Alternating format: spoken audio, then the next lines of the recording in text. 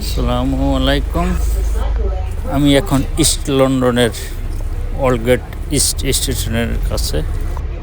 আজকে east London মসজিদে জুমার নামাজ পড়ে এখন অফিসের দিকে যাচ্ছি বাসে করে। আমি মূলত থাকি আপটন পার্ক এরিয়াতে। ওখান থেকে নর্মালি আমাকে ট্রেনে করেই যাতায়াত করতে হয় প্রতিদিন।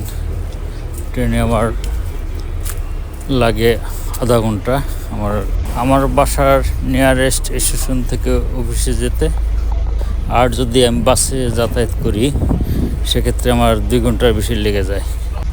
তাহলে বুঝতেই পারতেছেন লন্ডনের ট্রেন জার্নি আর বাস জার্নির মধ্যে সময়ের ডিফারেন্সটা কতখানি।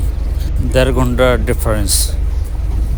বাসগুলি মূলত 20 কিলোমিটার স্পিডে চলাচল করে এবং প্রতি 100 মিটার অন্তর অন্তর এদের bus stop.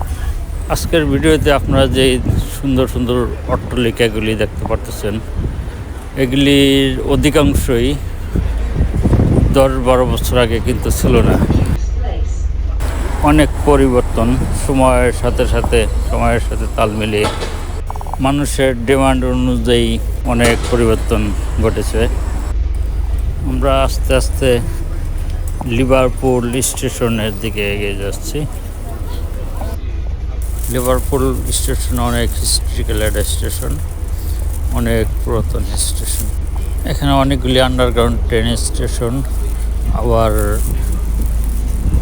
National train station আছে, যার মাধ্যমে লন্ডন সিটি থেকে অন্য সিটিতে যাওয়া আসা যায়। কোভিডের আগে লন্ডন সিটিটা অনেকটা ভাইব্রেন্ট ছিল, রাতের বেলা বিশেষ করে অনেক নাইট ক্লাব, ডিস্কো, মানুষের হই হুল্লা।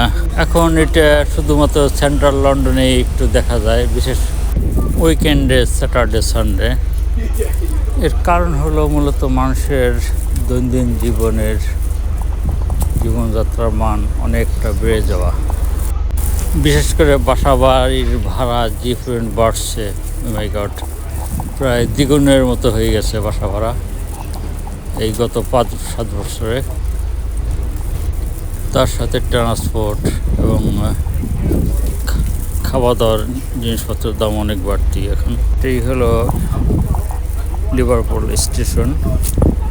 এখান থেকে হাতের পামে আপনারা যেতে পারবেন স্টেশনের ভিতরে।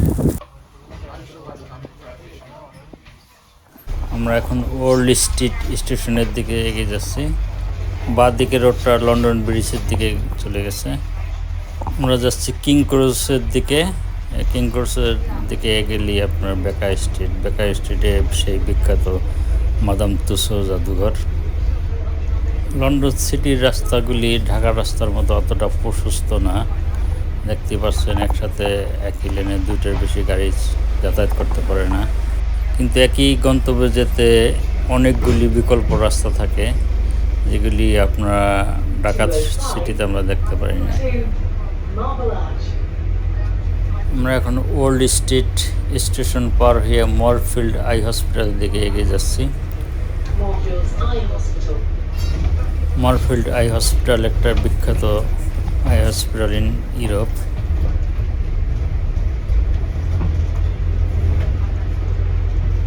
সামনে যে সুন্দর বিল্ডিংগুলি দেখতে পারতেছেন, ওটাই ওখানে হলো কিং ক্রস স্টেশন।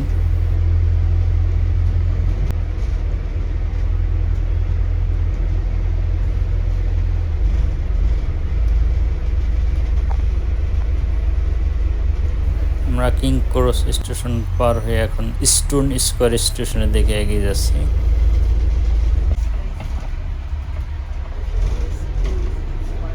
আমরা আর একটা লন্ডনের বিখ্যাত hospital ECLH, university college hospital London, এর দিকে এগিয়ে যাচ্ছি।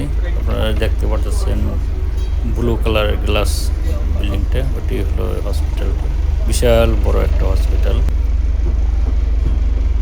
এখানে বিভিন্ন রকম ক্যান্সার রোগীদের ট্রিটমেন্ট করানো হয়, পাশাপাশি এখানে বিভিন্ন রকম রোগের গবেষণামূলক কার্যক্রম হয় এখান থেকে।